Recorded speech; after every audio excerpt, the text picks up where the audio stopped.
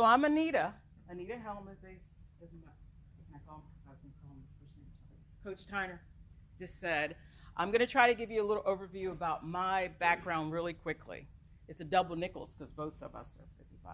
I didn't want him to call me out and tell you, but I'll tell you myself. So I started out in Leesburg, Virginia, Loudoun County. Born to two parents, of course. One parent died at 10, big blow of my life. Raised by a widowed mother. Not the same as a single, but still it's a single mother. Didn't really have a lot of male influence, even though I have an older brother that's 10 years older than me. He was gone to BMI. I was back at home, dealing in the country, one lane to my house, walking back and forth, learning about grief without any counseling. Had an 8th grade boyfriend. I was in 8th grade, he was in 9th grade. Mother had already had two of my sisters get pregnant at 16 and 17, so she had me at 67, and then she had two granddaughters at 68. Not a great combination, but that's what happened. So when it's my time to have a boyfriend, I'm on lockdown. I could barely get a first French kiss, no less anything else. So mom had me shut out. Went all the way through high school, very active in high school, but no boyfriends again. That 8th grade was it. I was in a drought until I was a junior in college. All that time I'm thinking, you know, pretty nice girl, pretty cute, cheerleader, basketball. You don't have to laugh. You disagree, right? Yeah. I was like, what's going on with me? I had that self-doubt. What is happening with me that I don't have somebody approach me and say, hey, would you like to go out? Would you like to go to movies? Nothing. So when I had my first experience where I went out, I think we were at the Christmas break, my junior year, my cousins who were fun, having boyfriends, doing all kinds of stuff. I was the church girl because I was a Christian at that point. That's probably why I didn't get a lot of boyfriends, because I was probably not going to give it up like they thought. So this Christmas time, we ended up going out, and it was for a club for 21 years old. I'm 19. Lie, get in the club. Older guy asked me out. Listen to this line that I got caught with. I was so naive. We're dancing, slow dancing, and he says, can I taste your lipstick? I wasn't ready for that line. I said, yeah. And I was kissing on the dance floor. My cousins are looking at me saying, what is she doing? I'm making out with a guy I just met. Fast forward, junior year becomes senior year, and we're dating. I thought we were in a monogamous relationship. I'm at college, he's at wherever he is, and that wasn't the case. You play around a little bit. For me, I was trying to save it. I tried, but once you compromise and you play too much, things happen. I lost my virginity. So here I am, this Christian girl, and I'm thinking, what am I going to tell the next guy? If he's a Christian, he's dating me, and I'm supposed to be loving the Lord, and I've already lost my virginity. And guess what? To top it off, this is me being open. Something's not right. I just feel like I know my body, something's not right. Guess what I got on my first experience? An STD that I've got to declare every time I go to a medical appointment for the rest of my life. It's a treatable one, praise God. So one of us wasn't being faithful, right? You think I would have left him? No, I was glammed like a vampire. You know, we loved each other. We're going to ask for forgiveness like you guys do. And I'm so naive and dumb. That's what y'all thinking. True, but I thought I was smart. He loves me, all this stuff is going on. I saw red flags. The red flags in any relationship don't get better without dealing with them. So in my case, I found that he said he loved me. He gave me the ring. I was getting ready to say, it's over. It's done. Guess what he does? Thanksgiving, both of our families come together. Gets on his knee. Will you marry me? I'm getting ready to dump this sucker. Sure. What? I'm feeling pressure. You got your parents there. My family's there. Everybody's like, oh, this is so wonderful. I was like, you don't know, I just caught him cheating. You don't know what, but I'm hiding everything because I'm student body president. I'm really protecting myself because it's going to make me look really bad that I've done such a bad judgment in picking. But here I had this belief, like many of you may have, that once you graduate senior year, you're supposed to have everything ready for the American dream. Have your job set up, have the girl that you're in love with for the rest of your life, figure out everything that you got going on with your student debt. You just got to have it figured out. That's not true, guys. It's not. But I believed I had to. So I was in a drought. So this guy, he was the only prospect. So I settled. I actually married him, knowing that I said, maybe I can work this out. Maybe I can work it out. Maybe I'm smart. I'm 19, get ready to turn 20. I graduated from college with an undergraduate degree in psychology. Come on now. Can you make this stuff up? Psychology and speech. I'm getting to use the psychology now because I really wasn't using it then. But in this case, we're married. Things don't get better because you're married. I'll give you that hint now. The reason why I even started this because I wished I could have informed my 19, 20, 21, 22, 23 self with some things I learned at 40 and 30. And so I started a business too last year. Look at us. I started last year. I've been teaching for 20-some years, but I decided to formalize after my husband died. Matt gave away the punchline of my second relationship. He's dead. Sorry about that. That's not being crude. I don't mean to be crude. But I was going to tell you that in a little softer way, but since he said it, y'all can, it hurt like crap. It still does. But in the case of the marriage, so we're married. Shaky, but it got better to the point that we had a baby. But then it got bizarre after the baby was born. I got married at 20, turned 21 that July. I got married in June, 1 month out of college, graduation. And people said to me, I wouldn't do that. I'd wait. But I'm 20. I'm smart. I know myself. I can handle this. What are you going to tell me? I love him. I can make this work. They didn't even know the stuff that I had done. They didn't know anything about the sex or the STDs or the drama, and I mean drama, TNT type of drama. So anyway, we have marriage, baby comes, bizarre behavior, psychology that I was remembering said, what's up with you?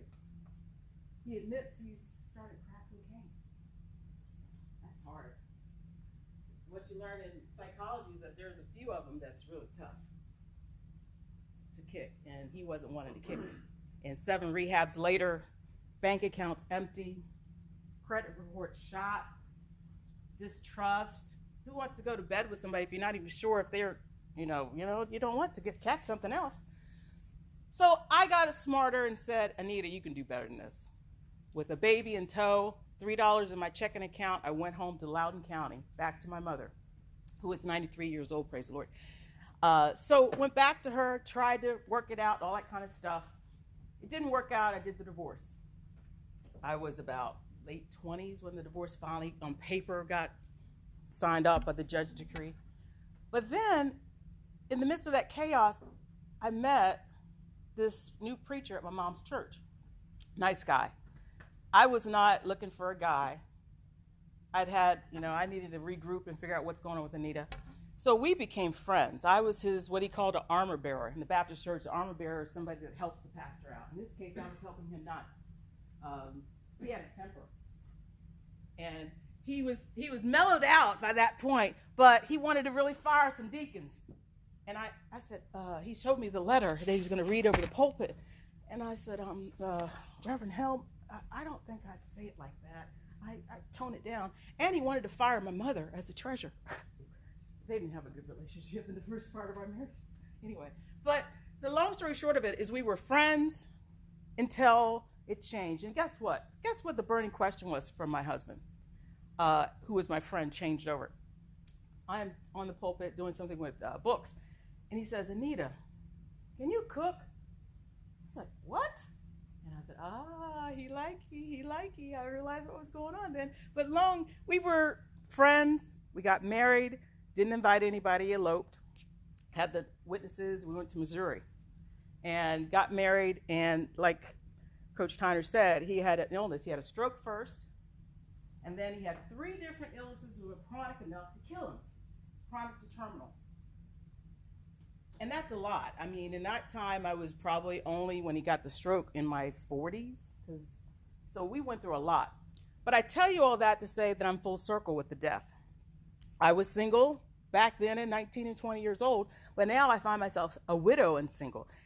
I am informing all those 55 years in what I want to do for the next chapter of a relationship. I'm not going to be taken as naive as I was when I was 19 or 20.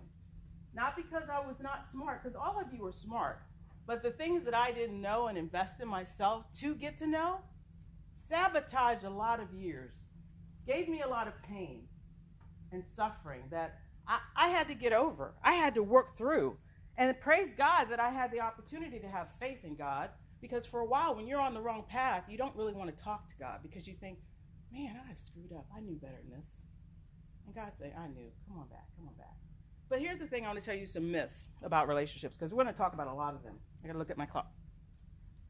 The first myth I want to talk to you about is that there is no perfect woman out there. I don't care how beautiful she is. I don't care if you found her and you're living with her, or you've dated her for years, or you've already said, I want to marry her. There is not going to be any perfect woman. There was a perfect Christ, but that's it. You men are not perfect, and we women certainly aren't perfect. Second myth, there's no perfect relationship. I don't care if you've seen your mom, your dad, grandpa, your neighbors, your coaches, your teachers. Everybody can have good behaviors and fellowship and love and all that kind of stuff, but nobody's perfect. Everybody is a work in progress, to include those people that you really admire. And guess what? Those of you that have parents and it's not going well, and you know it's not going well, and they're kind of putting on, they're in the cold roommate phase, just trying to get you through college, and they're going to call it quits, or they've already called it quits. They didn't take advantage of some things I'm going to tell you today that's going to help you make better decisions, I hope. The other part that I want to say is a myth. People can't read your mind. God can read your mind, but nobody else can. That girl that you may fall in love with, if you don't tell her that you feel like a suck today, she's not going to know. Even though she should read your mind, or not that you feel like a suck. You know what I'm saying? I'm just saying in general. Take it, Max. Take it. I know you're doing great. They don't know because you got all this stuff in your head. And the people that will say today, another myth, and I'll go on, that they are life coaches, they're relationship experts, relationship coaches, whatever the titles are. I'm Anita, and I'm sharing you my experiences. I'm telling you the truth of what I have happened in my years. Nobody is an expert to know all things. Again, this is a theme. Who knows everything? God. Relationship coaches don't know it. You can get charged $300 an hour to be told some good stuff to help you process some things, the same as any mental health professional. They can help, but nobody is going to be a mind reader and going to know everything. All right, now, many of you don't realize that the one relationship that is the most important in your lives from now until you go to the grave, that you need to foster, is the relationship of number one, yourself. Now, as your coach said, I believe that having a relationship with God is going to help that relationship, but you have to know the core of who you are. And a lot of people tend to be self-marketing. I want you to think of who I am. I want you to think I've got it all together. I want you to think I'm tough and I'm strong and I've got a mental game and I got a physical game and I got all these answers and I got a great girl. That's your self-promotion. But in the mirror, when nobody is looking at how you feel on the inside, that's the part of the relationship I want you to start focusing on, because many of us, and I didn't realize until I was preparing for this talk, I'm 55, and the first time I've lived on my own with no parents, no roommate, dorm mate, child, husband, relationship, has been 2021 to now. Went from house of a parent to a house with a husband or a roommate, and then to another husband or with a kid. Take the time now. Don't be so in a rush to say, I got to go get my person. If you don't have your person, it's okay. You've got time. Put a pin in that balloon of pressure that's on your shoulders about you got to have it all figured out. You are not going to have everything figured out at graduation. All of us, we will have a job, and guess what? That first job may not be the right job for you. That woman that you find that you are glammed, and I'm using that word glam because somehow when you find her, when that sex is so good, you can't think right. But in reality, you may be in love with the sex, not the girl. Because when you see some of these women that you see that are so wonderful, you find that you are having a relationship with the package of the wrapping and the bow, and you're not getting to see what is inside that present. What is the substance of the woman? She got a great body, but I can tell you, the Pornhubs and the browsers and all those places, double D's, triple D's, G's don't stay up like that. That is silicone and cosmetic surgery. It doesn't last and it's not real. But if you want to believe it, you can believe it. I got the real ones, and they don't stay up there on the shelf. That's just the reality without a lot of help, okay? So the reality is there are things that my husband and he was a pastor. He's not the typical pastor. That career that I never saw the bod, and I always say that. Never saw the bod, but I heard about the bod, and Coach and other people send me pictures of the bod, but I never got the bod. I got the man that was whole. And what I want to tell you is that every time we would counsel people, because people come to a preacher when the ship is sinking, when you don't want to be in partnership with your spouse, when you don't want to talk to them, when you're fighting all the time, where things are not going right, they want to come to the preacher because they want help. And preachers and counselors are great listeners. They don't fix everything. You have to do the work. Just like you all practice baseball, you have to continually practice and be engaged in your relationships, whether it's with your brothers and sisters, your coaches, your teammates, your mom and dad. Give them a break. It is not easy trying to be the person that is trying to make good citizens and good fathers and mothers and sons. Everybody is learning. We're all a work in progress. But here's the thing.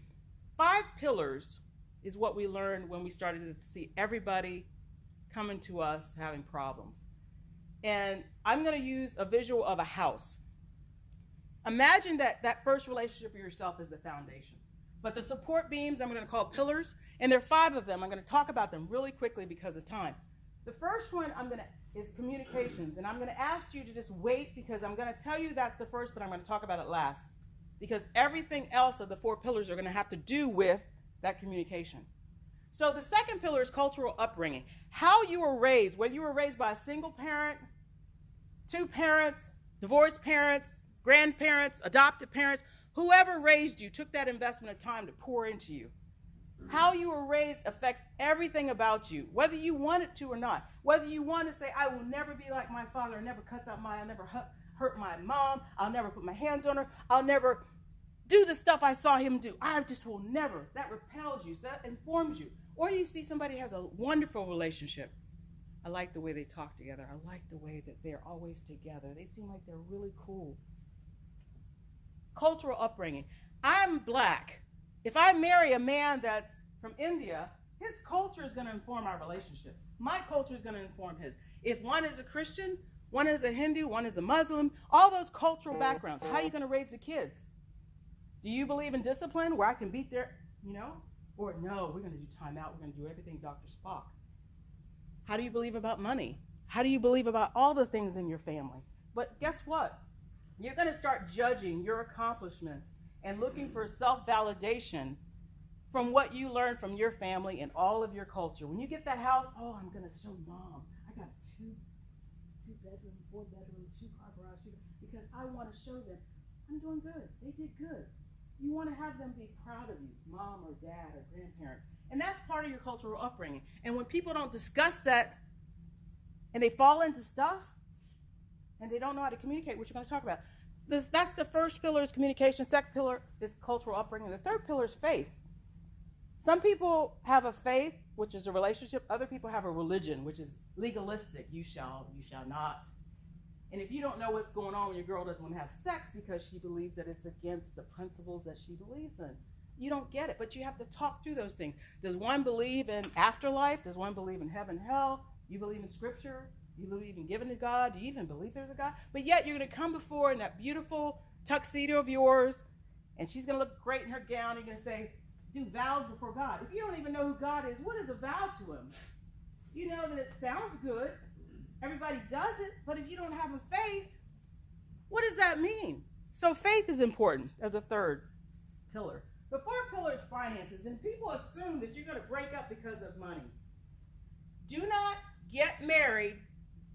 I don't do very many do nots. Check your credit report of your potential spouse. You get ready to say I do, and you don't even know she has bad credit.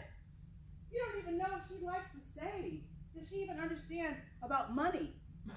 Yeah, she puts clothes on, but you don't know that she's maxed out her credit cards or she gets mom and dad's money to pay for everything. You all talk at the high level if you're living together. Oh, you got some money for us to go grocery shopping? Oh, you got some money so we can pay rent? That's high level. You got to talk about things that are long and short term about money, because people get upset about money. And you ever seen a divorce? That's mine. I did it. You're not getting my money. You're not, because all of a sudden the fangs come out. And what used to be or should have been his and hers together was really never that. This was my money. That's why I have my secret bank account here, and we have the family bank account here. But I got all this side money and these side assets, because people choose not to communicate their expectations on a lot of different things, whether it's their faith, whether it's their finances. Is it our finances? Now, the last one is physical, sex. You all hear so much about sex. Marriage with great sex is wonderful. I'm going to put that so you all hear it, right? But there's more to a marriage or a relationship than sex.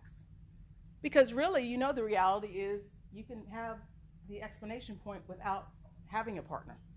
We can have an explanation point without having a partner. So it's not only about, do you want endorphins and you want to have ecstasy? You have to think about, do you want intimacy with a woman? And I've heard men on movies and people say, oh, I cheated on her, but it was just sex. No, that's a reflection of your number one relationship.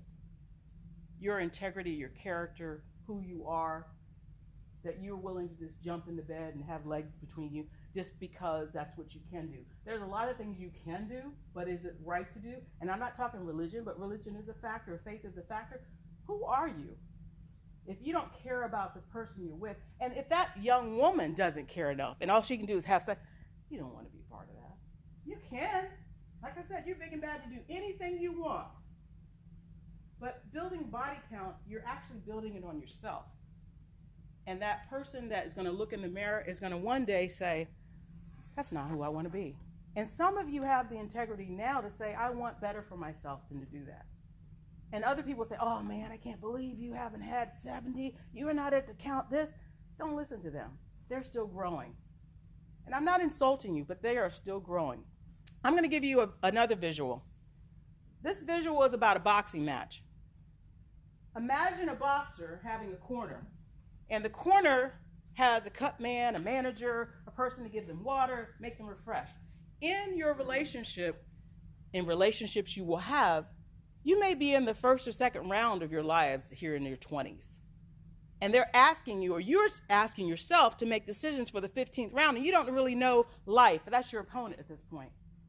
You've had a few uppercuts, body blows, but there are more to come, and you're going to your corner to get support. The person that I'm referencing as your corner is that spouse, that girlfriend, that partner for you. You've only gone 2 rounds of your life, but you think you know everything about that match, and you really don't. And nobody is insulting anything about your intellect. Nothing. I respect you all, but I'm saying we are asking people in their 20s to make decisions for when they're going to be in the 9th, 10th, 12th round of their lives. And it's kind of unfair, but it's the way that we set up this thing. And that's why we wonder why we're almost at 50% divorce rates. What you are now will not be what you are going to be in 10 years, no less 30 years. But you're being said, find her, make her one. But here's the thing about the corner, and you may not understand this from your parents at this point.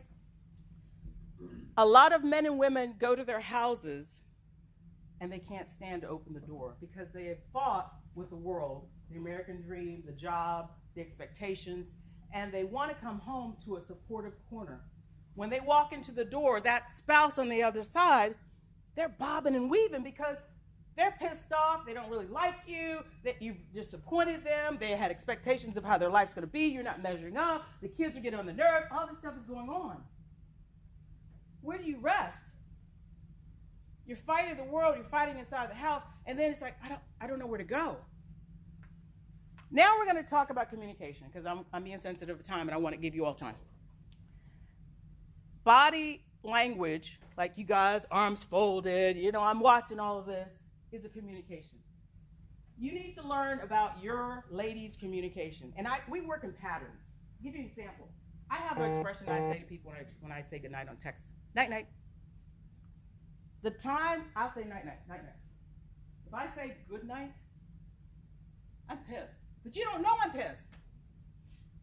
But you should see a pattern. Why would she say, even my husband, I used to kiss him when I left all the time. The one time I was in a rush and didn't kiss him, called him back. You didn't kiss me. He was pissed.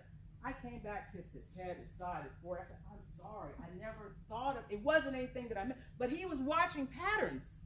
And that's what you have to think about with your women or woman.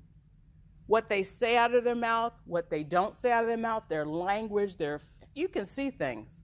You can see. I hope you can learn when your person is pissed. Yeah, you know when your mom is pissed, right? She's a woman. She's not going to give you the same signals as your girl. But anyway, so here's something I learned from my youngest. I have a 21-year-old get ready to graduate April 29th. I paid the last tuition.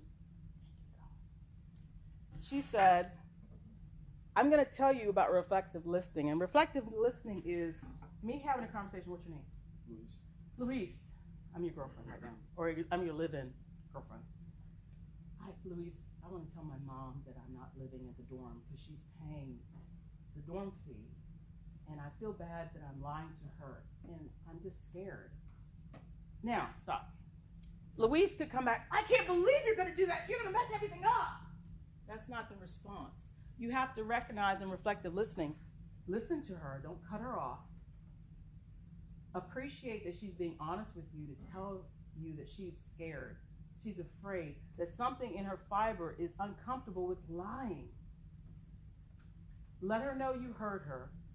Let her know that you're glad she talked to you about it, and then be supportive. You don't have to always be giving her the answer unless she says, what would you do? You know, she gives you an opening to say, what would you do? But then here's the thing, offer to help. Can I be there with you? I'll be there when you get back. Reflective listening is making sure you're hearing, you're seeing the emotion, you're being able to hear your problem. And that's the thing. We always want to have the answer coming back instead of just listening. Just take the time to listen, and it makes a difference in life. Here's another thing about communication, trust. Trusting is not just you telling somebody your inner secrets, the things that are bothering you, because somebody could be disloyal and they could tell your secrets, and then you know, don't go back to that person. But here's the thing.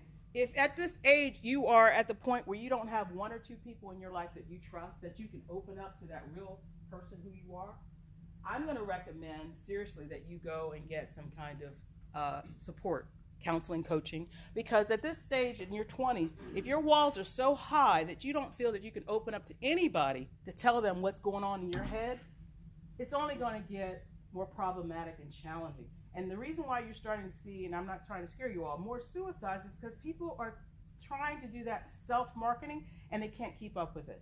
What's inside is going to come out. Now, how it comes out, it could be anger, it could be somebody exploding on you, but you need to talk through some things. And that's the reality of all of us. We talk. I have a hairdresser I see every week, and she's my greatest person that I talk to. People who would counsel need counseling. But the thing about it is, don't let yourself be in a place that you don't have anybody you could talk to, that you can trust. If you're at that place where you can't trust anybody, and the thing about relationships, especially if you see your mom and dad break up, there's a brokenness there. They were your stability and they broke up, and it's affecting you. You can look tough and you can do everything, make everybody think that all is well, you got this, but something hurts. And either you're going to lean into that hurt and talk about it and get somebody to help you, or you're going to find out that hurt people hurt people. And that could be somebody that you say you love, but that hurt's coming out, and that person's the closest person to you. Now, I talked to you about mind reading, and I'm going to end this so we can do the question. People will be near you to have conversations with you and learn your mannerisms and learn how you talk and that stuff. And you've seen how older couples say, oh, they finish each other's sentences. Yes, that's true. That happens. But nobody's able to know what you're thinking until you say it out loud. You have to learn, or we as a family of people need to learn that's more than I love you, I hate you, I'm sad, I'm glad. That's certain things that you learned as descriptions in 5th grade, but you guys went to college. You're going to college. You really have broken me because you hurt me. Your cheating is making me feel like I'm worthless. You have to say words out of your mouth that get to that core part of how these people are making you feel. And if you don't know how to express yourself to the person that you say you love, that means you don't trust them. And people can go and have sex without trust. They can get into relationships and live together without trust. You just are very compatible. You can deal with them for more than the up and down of sex. But if you can't trust them,